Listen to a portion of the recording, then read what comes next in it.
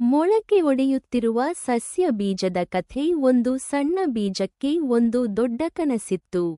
ನಾನು ದೊಡ್ಡ ಮರವಾಗಬೇಕು ಎಂದು ಅದು ಮನಸ್ಸಿನಲ್ಲಿ ಅಂದುಕೊಂಡಿತು.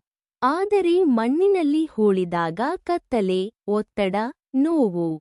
ಬೀಜಕ್ಕೆ ತುಂಬಾ ಭಯವಾಯಿತು. ಇದು ನನ್ನ ಅಂತ್ಯವೇ ಎಂದುಕೊಂಡಿತು. ಆದರೂ ಅದು ಧೈರ್ಯ ಕಳೆದುಕೊಳ್ಳಲಿಲ್ಲ. ಪ್ರತಿದಿನ ಮೌನವಾಗಿ ಹೋರಾಡಿತು.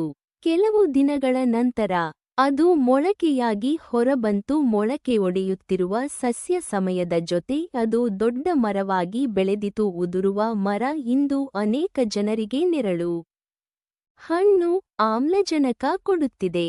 ಹೊಳೆಯುವ ಪಾಠ. ನಮ್ಮ ಜೀವನದಲ್ಲೂ ಕಷ್ಟಗಳು ಬಂದಾಗ ಅದು ಅಂತ್ಯ ಅಲ್ಲ, ಅದು ನಮ್ಮ ಬೆಳವಣಿಗೆಯ ಆರಂಭ. ಸಹನೆ, ಶ್ರಮ, ಧೈರ್ಯ ಯಶಸ್ಸಿಗೆ ದಾರಿ.